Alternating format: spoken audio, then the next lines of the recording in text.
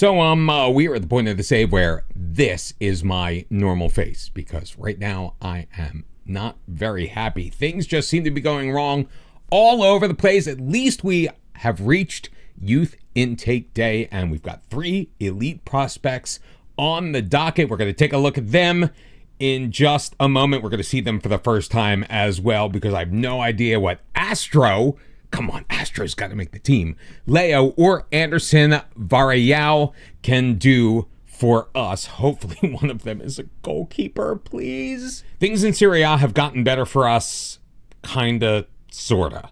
We did manage our first victory in what feels like forever on an Arisvaldo Pereira goal fed by Caio Henrique in one of his final appearances with the club. I'm going to get to that in just a second. And 1-0 was enough to beat Juventud for the second time this year, this time on the road. However, we could not keep the good times rolling. We did take an early lead in the second half. Lionel Turqueta, a feed from Edson Jose to make it 1-0.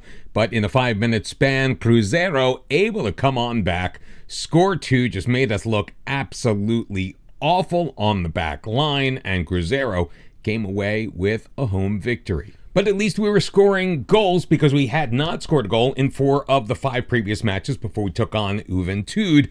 Well, we returned to that against Ceará. We absolutely dominated them in front of the net and in their own box. We just could not sneak one past Para. 0-0 at home until we made it 2 in a row without a goal on the road against Bahia. Remember, it was 7-1 at home. We gave away a stupid penalty early on. Rodriguez was able to convert 6 minutes in. That was all that Bahia did offensively, although they absolutely dominated us in pretty much every aspect of the match. Again, we got so unlucky, came so close. We had a disallowed goal and everything. We just could not take any points out of this one, which has put our position in the league a little bit more tenuous than I would like to see. We've got 7 matches left to go. We are only 5 points clear of the relegation zone, and Bragantino looks like they may be going back down again. They really have been a yo-yo team in this save. We couldn't take advantage of Ceará behind us. We did take advantage of Juventud, but Bahia, Cruzeiro occupying some of those South American spots, we just could not break through. But we did end up pulling the trigger on a handful of deals. William Da Silva out on loan to Atlético Goianiense for the remainder of the year, just so we could get a little bit more playing time. He's already made 3 appearances in Serie B. So far, no goal contributions, so it's pretty much like when he was with us. 19-year-old striker/right winger Paulo Otávio, a deadline day move out to Série C Villanova for the rest of the year on loan. Just made 2 appearances for us. Did pick up an assist. Right now, he has not yet made an appearance for his new club. And even though he's made a bunch of appearances for us over the last couple of years, we did send Paulo Alexandre back down to Serie C to get a little bit more playing time. Just 9 appearances for us this year. Did manage a goal and an assist. Played decently well. Hoping that he gets a little bit more time with Botafogo. So far, he has not. And this one was inevitable. I mentioned it earlier and in the last episode. Caio Henrique is off to England. He's at Burnley. $28 million when all is said and done. His morale was just absolutely, I wouldn't say in the toilet. He was in the main sewer valve going out to the street. That's how bad his morale was by the time he left the team. Hopefully we'll be able to lift our spirits, gain a couple of more points, and keep ourselves up in Serie A for another season. So here we go. Let's dive deep into our youth intake. Unfortunately, none of the 3 elite prospects are goalies. That makes me a little bit sad. However, we have 4 top prospects, 2 of whom are goalkeepers. We're going to take a look at them now. First, there is 16-year-old Wellerson. Doesn't quite have the aerial reach we want, although I think he is still a little bit better in that department than Jonathan is. His handling, his one-on-ones, they ain't great either. He is 6'1". He's got a nice, resilient personality. That could work out pretty well for us. He's got 3.5 star potential. Don't really love his polygon. The eccentricity kind of kicks in, and he's not the fastest of players, but the agility is nice. The reflexes are nice. He could be very serviceable for us, but let's see how the other guy is first. And that is João Feijão. It's like Jean Valjean. Decent agility, very good reflexes, better at one-on-ones, better handling, does not quite have the aerial reach we want. A nice driven personality, though. He is 6 foot, and he has a slightly better current ability and potential. Now, he is not very physical in comparison to Wellerson, but they're kind of... I'm not sure who I would consider the better player. They're kind of both for 16-year-olds. I'm not sure that either of them is going to be the solution to our problem. Let's at least check out the rest of the top prospects, shall we? There is Andre Oliveira, a natural defensive midfielder. His first touch is a little suspect, and he really is not a very offensive-minded player. Lacks a bit of vision. His passing is pretty good. Positioning is okay. And his tackling is fantastic. Not really the greatest at marking as well. A low determination personality. He's got determination of 2. Low in strength. Low in jumping reach. He is low on my list. And rounding out the top prospects is a potential striker / left winger in Val.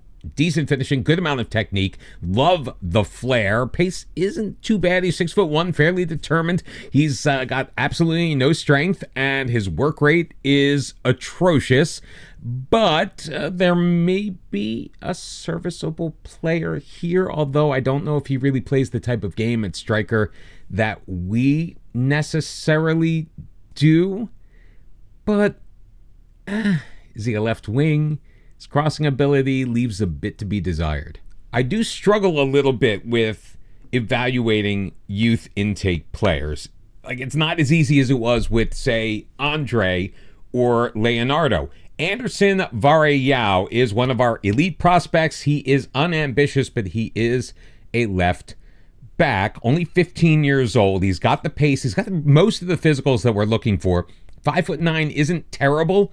Not the greatest jumping reach, but again, could be worse. Crossing, dribbling are okay. His passing ability and vision aren't quite where we would want them to be as a more, kind of attacking option, but our left back really isn't the attacking back in our current system.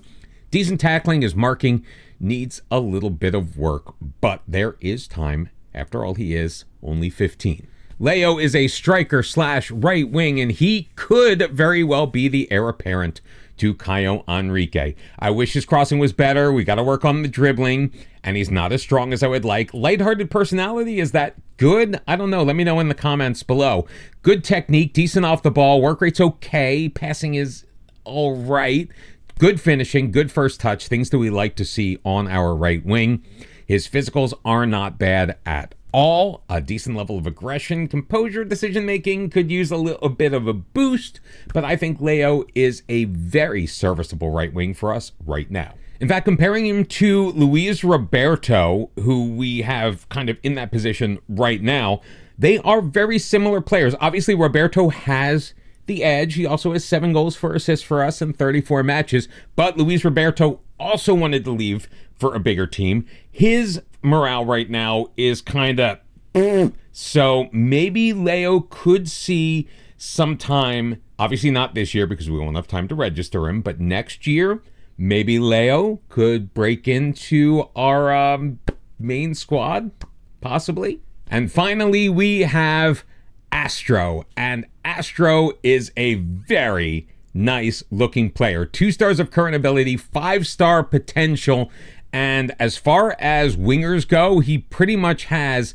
everything that we need. He can cross, he can dribble, good first touch, passing is pretty good. The vision isn't as great, decent off the ball, flair, technique, very good. Composure's okay, he's got a decent amount of pace, great acceleration, great agility. Astro could also be one of those players that we use in that position. Don't love his polygon right now, but when we compare him to Leo, believe it or not, Leo's actually appears to be the better current player, but I think Astro has the potential to go above and beyond, and I'm very excited to see what these two young players could potentially do for the club in the years to come. As I've already mentioned, it is a little sad that we can't play any of our new players because both Astro and Leo scored in the match for the U20s. We have signed them to contracts. They are just unavailable for this one, as is Ivan Zinho. He has picked up a yellow card in the last match, so he is unavailable for this one. Beto remains uninjured. Osvaldo Pereira still injured. Luis Roberto coming back in. He missed that last match. We are actually going to start him in place of Lionel Torqueta. We're going to move Edson Jose back to his normal position. As I mentioned, Luis Roberto not super happy to be here. That also leaves Gabriel Rosera as our striker. So it's going to be Jonathan in goal, Velasquez, Carlau, Canella, and Zorzanan. Zorzanan to me just has been the better player this year, at least to my eye. At right back, I'm enjoying him a little bit more than Sousa Silva. Doesn't mean that Sousa Silva is losing his job. It just is what it is. Carlau is in there because we've moved Igor up into that defensive midfield position that he knows so very well. Leonardo and Edson Jose in front of him with Rodriguez on the left, Luis Roberto on the right, and Gabriel Rosera, as I've already mentioned, in front as our striker. Now, I can hear what you're thinking. You're probably going, Cellophane, if you really want to kind of get out of your funk, you've got to do something different tactically. And believe it or not, we are. We have switched up the roles in many of the positions and the team instructions to a certain degree as far as tempo and pass directness in particular, as well as we are not pressing as much as we were before, because I feel like it was leaving us open too far at the back. So we have made little tweaks here and there. We are still best suited for this particular shape. Edson Jose off of the corner. Igor into the top netting. It's 1-0 Ituano. What a goal from Igor. It's been a long time since we have seen our number 15 score a goal, especially off of a corner kick. His head has not been in here. By the way, he has now for a third time missed a match because of his drinking out at the club. So he's got a bit of a problem now that he is 21 years old that we do need to clamp down on. I am reluctant to get rid of him because, again, that just leaves us so very thin in certain positions. Yes, I had no problem pulling the trigger. Well, I did have a problem pulling the trigger on Caio Henrique. I did not want to do that. He was one of my favorite players on the team. Oh, Armoa is behind us. Oh, and it's over. Jonathan, he chips the keeper. How is that? It's because he has no jumping reach. He has absolutely no jumping reach or aerial reach whatsoever. How is he not offside? Armoa had to have been offside, right? It's not letting me go back. Of course it's not. Oh, there we go. Diaz. Let's go. Wait, let's go back. No, I can't when I'm paused. Carvalho. All right, here we go. Diaz about to release. Can I get further out? It doesn't let me change the camera angle. He is offside.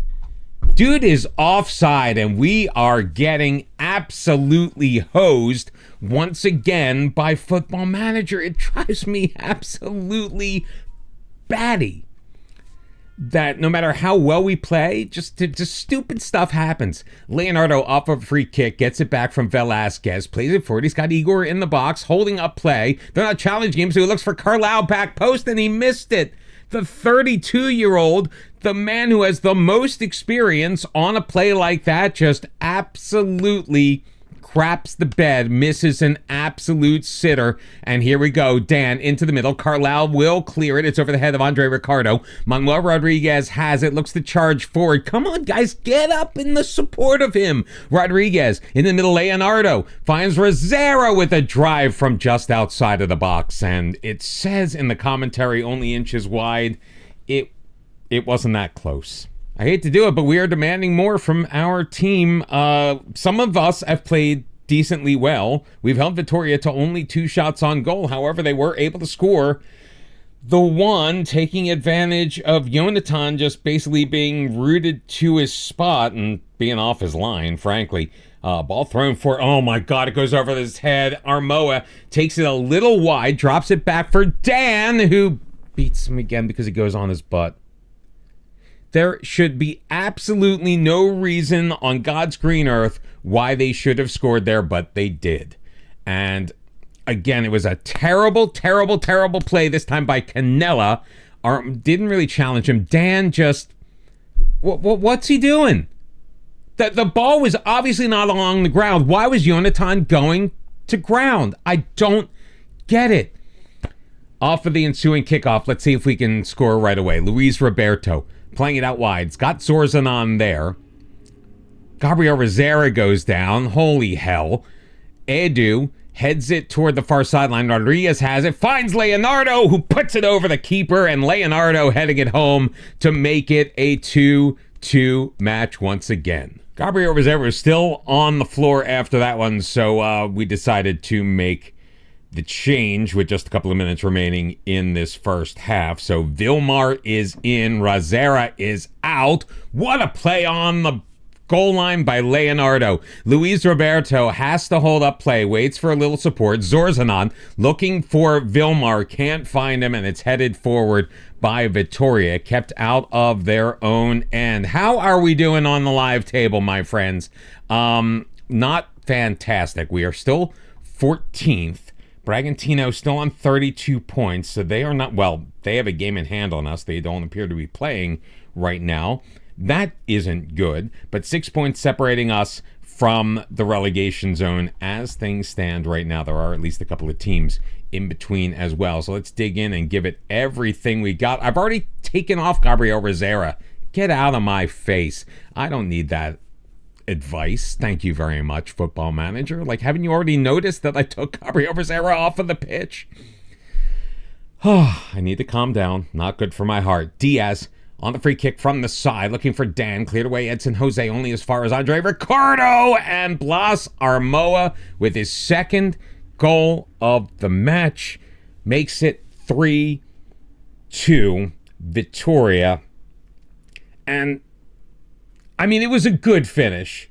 It really was a good finish. And he put it into a spot, again, top corner, that Jonathan just cannot seem to get to. So once again, we demand more and we go a little bit more attacking because we absolutely need to stop dropping points at home, please.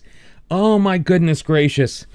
The fact that we had 2 goalkeepers come through and neither of them really fitting our needs, I wonder what our future is at the position. Pedro Montavani has a better match rating.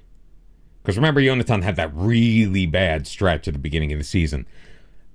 And he's got a better aerial reach, but I just feel like he looks more at sea. Like, he doesn't react quite nearly as well. At least Jonathan at least tries to a certain degree. He may not be as successful as we would like him to be, but he puts in an effort. So Uza Silva's going to come in. Luis Roberto also going to go off in place of Lionel Torqueta. Vilmar's not really doing great. We're going to leave a couple of subs in reserve. We still have 1 stoppage left with only 10 minutes left to go. And I don't think that we're going to have enough in the tank to get this one equal once again, and it is going to be a shame that we are going to drop points again, that we're going to do it in a way that just makes us look bad. Armoa with three goal contributions in this match. I got thrown off by somehow that box popping up. I mean, what do we do? What do we do? There really is nothing that we can do. If we want to be perfectly frank with each other, I mean, we can throw bodies forward. We can do whatever we need to try to make something happen. But in all honesty, it's just not. It's not going to work. We don't really have a lot of time too. Only 30 seconds plus the 3 minutes added on. even if we go to very attacking, there's not enough time to make that change. Oh, it's a corner for the other guys. So Vittoria with the chance to go up by 2 while we are trying everything that we can to be more aggressive and more attacking.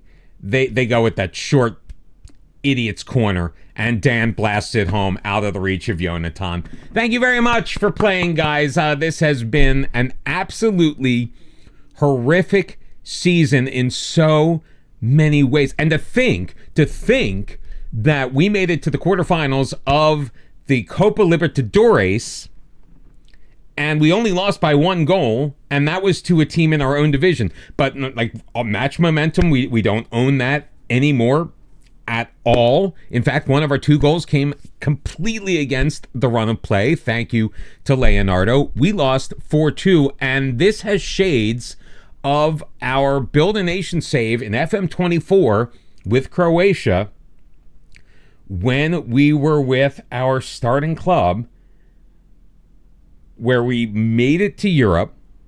We got eliminated by a Premier League side in the playoff round of the Europa Conference League, and that just set us on a downward spiral. We should not have even come close to winning that match at all, that tie at all.